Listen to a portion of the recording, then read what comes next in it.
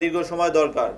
এই লিটন মোল্লার গ্রুপ আপনাকে দ্রুততম সময়ে সেই এনআইডি এবং অবশ্যই বিনামূল্যে না, এজন্য সে তাকে মূল্য পরিশোধ করতে হতো এবং মূল্যের পরিমাণটা আপনার আর্জেন্সি বা আপনার কি কি তথ্য দরকার তার উপরে নির্ভর করতো। এটা 500 থেকে 5000 পর্যন্ত চলে যেত এই মূল্যর পরিমাণ। আপনাকে যে সেবা দিচ্ছে সে সেবার পরিমাণ। অনেকেই দ্রুত পাসপোর্ট করার জন্য বা অন্য যে কোনো প্রয়োজনে তার এনআইডির কপিটি দরকার, তার এনআইডির কপিটি নাই। সে এরকম ফেসবুক গ্রুপ, হোয়াটসঅ্যাপ গ্রুপ খুলে ক্লায়েন্টদের কাছ থেকে এরকম নির্বাচন কমিশনের একটি প্রকল্পের ডাটা এন্ট্রি অপারেটর হিসাবে কর্মরত আছে কুড়িগ্রাম জেলার সদর উপজেলায়, বাড়ি নাটোর। সে তার মাধ্যমে এবং তার অপর কিছু সহযোগীদের মাধ্যমে সেই কাজটি করত। কাজটি হচ্ছে যে আপনি তাকে এনআইডি নাম্বারটা দিলেন, এনআইডি হারিয়ে গিয়েছে বাট আপনি তার নাম্বারটা আপনার কাছে আছে, নাম্বারটা দিলেন। নাম্বারটা দেওয়ার সাথে সাথে সেই নাম্বারটি তার সহযোগী জামালকে দেয় এবং জামাল যিনি নির্বাচন অফিসে কর্মরত, সেই জামালের মাধ্যমে সে একটা পিডিএফ কপি পায়।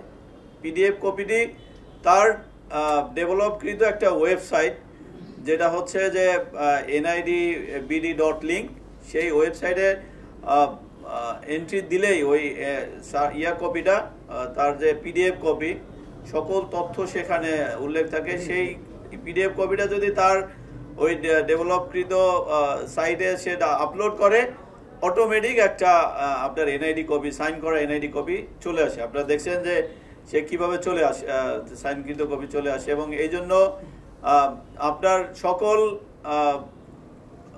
সার্ভারে বা সকল পিসিতে বা সকল নেটওয়ার্কে আমরা যে ওপেন নেটওয়ার্ক চালাই ইন্টারনেট, সেই ইন্টারনেটে কিন্তু এটা চলবে না। সেটার জন্য দরকার ইন্টারনেট, নির্বাচন কমিশনের যে নিজস্ব ইন্টারনেট সার্ভিস, তার মাধ্যমে। এবং এই কারণে প্রত্যেক দিন সকালে তাকে এটা লগ ইন করতে হয়। লগ ইন করার সাথে সাথে সে তার কাছে একটা ওটিপি যায়। এই ওটিপিটা কিনতে হতো 3000 টাকার বিনিময় যে কোনো।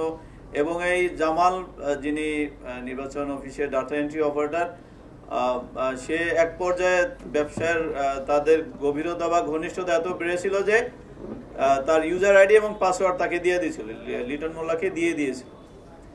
এবং সে প্রত্যেক দিন সকালে এবং এই লগ ইন করতে হলে ওটিপিটা যেত আবার অন্য আর একটা নাম্বারে। এই জামাল মোল্লা না, এটা আরেকজন ব্যক্তি যাকে আমরা শনাক্ত করার চেষ্টা করতেছি। এবং তার কাছ থেকে ওটিপিটা নিয়ে সে 24 ঘন্টার জন্য লগ ইন করতো। আবার পরবর্তী দিনে সে একইভাবে লগ ইন করতে হতো এবং লগ ইনের জন্য তাকে 3000 টাকা দিতে হতো প্রতিদিন। আবার একই সাথে এই জামালকে এই এনআইডির সেই পিডিএফ কপি পাওয়ার জন্য এবং আরও অন্যান্য যে সকল আনুষঙ্গিক সেবা তার কাছ থেকে নিত, তার জন্য তাকে একটা নির্দিষ্ট পরিমাণ টাকা পে করতে, এবং এটা তাদের মোবাইল ফিনান্সিয়াল সার্ভিসের যে অ্যাকাউন্ট ছিল সেই অ্যাকাউন্টেও চলে যেত। এবং সে এইভাবে হারানো এনআইডি এবং অনেক ক্ষেত্রে জাল এনআইডি কপিও তৈরি করতো। আপনারা জানেন যে বিকাশ, নগদ বা অন্য মোবাইল ফিনান্সিয়াল সার্ভিসের অ্যাকাউন্ট ওপেন করার জন্য আপনার এনআইডি বাধ্যতামূলক। সে এই ক্ষেত্রে যারা এরকম ক্রিমিনাল, আপনারা জানেন যে এখন এই মোবাইল ফিনান্সিয়াল সার্ভিসের প্রতারক চক্র অনেক বেশি সক্রিয়। তাদেরকে বা বিভিন্ন যারা এজেন্ট থাকে বা অন্যান্য যারা এই ব্যবসার সাথে জড়িত, তাদেরকে অ্যাকাউন্ট ওপেন করতে হয় এবং তাদের অবৈধ ট্রানজ্যাকশনের জন্য ফেক অ্যাকাউন্ট ওপেন করে, ফেক এনআইডি দিয়ে সেই এনআইডিগুলো সে প্রস্তুত করে দিত। এবং আপনারা দেখেছেন যে কিভাবে সে বানায়। পাশাপাশি আপনার যদি সিম কার্ডের বিপরীতে কোনো রেজিস্ট্রেশনের ব্যক্তিটা কে, তার পরিচয় দরকার হইলে সেটাও তাকে দিয়ে দিত, লোকেশনটাও তাকে দিয়ে দিত। এটাও আমরা সে কার মাধ্যমে এই সেবাগুলো নিত, এইটাও আমরা শনাক্ত করার চেষ্টা করতেছি। আপনারা জানেন যে বায়োমেট্রিক ফর্ম যখন একটা মোবাইল ফোন সিম কেনার সময় প্রত্যেকেরই ফিল আপ করতে হয় এবং সেখানে একটা বায়োমেট্রিক এনআইডি নাম্বার আপনাকে দিতে হয়, বাট সেখানে সব কিছু থাকে না। আমরা পুলিশ বা অন্যান্য আইন শৃঙ্খলা বাহিনী এই বায়োমেট্রিক্স ফর্ম থেকে যে একটা এনআইডি নাম্বার থাকে, সেই এনআইডি নাম্বার দিয়ে আমরা সার্ভারে ঢুকে আমরা তার এনআইডিটা আমরা পাই। ঠিক একইভাবে সেও এনআইডি নাম্বারটা রিকোয়েস্টের অ্যাগেনস্টে সে সরবরাহ করতে, এবং এইটাও সে কার মাধ্যমে পেত এবং সেটাও আমরা শনাক্ত করার চেষ্টা করতেছি। এবং আমরা আমাদের টিম, আমাদের সিডি ইন্টেল অ্যানালাইসিস টিম এই কাজটিও অনেক দূর এগিয়েছে, আমরা তাকেও শনাক্ত করতে পারবো। পাশাপাশি আপনারা দেখতে পাচ্ছেন কোভিড-19 সার্টিফিকেট, সে অটোমেটিক কিভাবে একটা as it is COVID-19 certificate with QR code, তার এই একটা সুরক্ষা.gov.bd, এটা হচ্ছে আমাদের সরকারি ওয়েবসাইট, সে একই আদলে সুরক্ষা_gov_bd_link এই নামে সে আর একটি ওয়েবসাইট ডেভেলপ করেছে, এবং সেই এই ওয়েবসাইটের মাধ্যমে কিউআর কোড সহ তার সকল একটি হুবহু কোভিড-19 সার্টিফিকেট দিত। অনেক সময় আপনারা জানেন যে এটা হচ্ছে ভুয়া কোভিড-19 সার্টিফিকেট। অনেক সময় আপনি দুই ডোজ টিকা দিয়েছেন, বাট কবে কবে দিয়েছেন সেটা আপনার নাই, তৃতীয় ডোজ দেওয়ার জন্য আপনার ওই সার্টিফিকেটটা দরকার।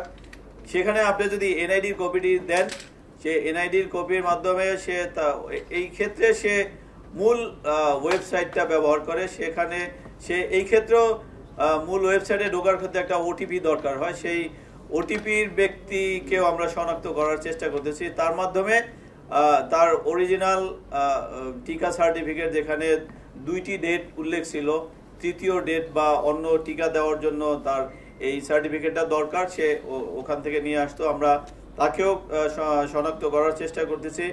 আবার অনেক ক্ষেত্রে দেখা যায় যে দ্রুততম সময় তার একটা টিকা দেওয়া দরকার, বাট তার ডেট বা সিরিয়াল অনেক পিছনে পড়েছে, এই ক্ষেত্রেও সে তাকে ডেট এনে দিতে পারত। সেটাও কার মাধ্যমে করত, আমরা আমাদের team CD intelligence analysis team কাজ করতেছে। পাশাপাশি আর একটা সেবা আপনারা দেখতে পাচ্ছেন যে বার্থ সার্টিফিকেট, একদম জন্ম নিবন্ধন সার্টিফিকেটও সে একদম হুবহু আকারে, এই ক্ষেত্রেও সে একটি ওয়েবসাইট ডেভেলপ করেছে।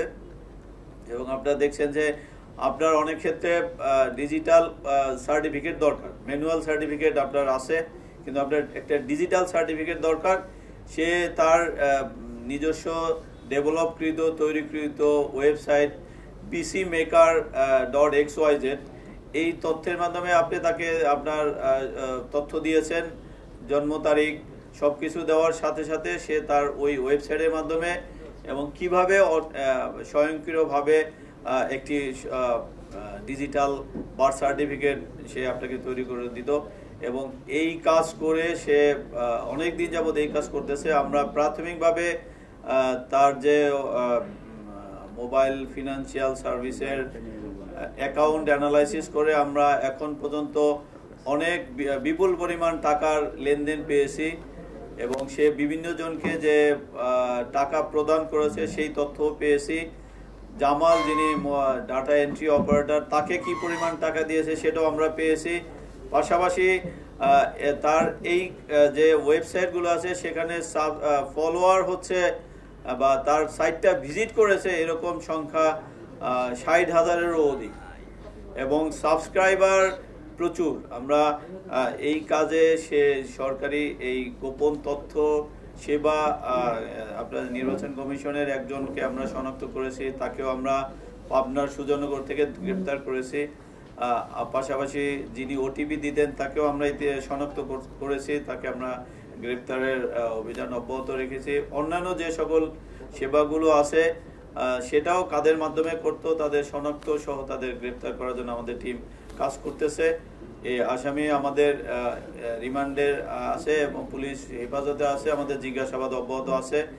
এবং এটা জানেন যে এই সেবাগুলো প্রত্যেকটা নাগরিকের ব্যক্তিগত সুরক্ষিত বিষয়, সেই বিষয়টি নকল করে বা সেই বিষয়টি সে ভায়োলেট করে আমরা একটা গুরুতর অপরাধ করেছে। এবং এই বিষয়টি সাম্প্রতিককালে একটি আলোচিত বিষয় ছিল। আপনারা জানেন যে অনেক অনেক ইলেকট্রনিক্স এবং প্রিন্ট মিডিয়া এ সম্পর্কে নিউজ প্রকাশ করে নানাবিধ শঙ্কা প্রকাশ করেছে। আমাদের টিম দীর্ঘদিন অ্যানালাইসিস করে প্রথমে এই ওয়েবসাইটের মালিককে ওয়েবসাইটগুলো শনাক্ত করেছে, তারপরে তার মালিককে, এবং সে জানেন এগুলো ডেভেলপ করার ক্ষেত্রে সে খুবই সুরক্ষিত পদ্ধতি ব্যবহার করেছে এবং তাকে আইডেন্টিফাই করা একটা কঠিন চ্যালেঞ্জ ছিল। আমাদের টিম অনেক দিন কাজ করার পরে লিটন মোল্লাকে গ্রেপ্তার করতে সক্ষম হয় এবং তাকে জিজ্ঞাসাবাদে তাৎক্ষণিকভাবে সে এই জামাল মোল্লার কথা বলে এবং জামাল মোল্লা সহ দুইজনের বিরুদ্ধে মামলা হয়েছে। আরও অজ্ঞাতনামা তার যে সহযোগী ছিল তাদেরকে আমরা শনাক্ত করার জন্য তাদেরকে জিজ্ঞাসাবাদ অব্যাহত রেখেছি। Thank you so much.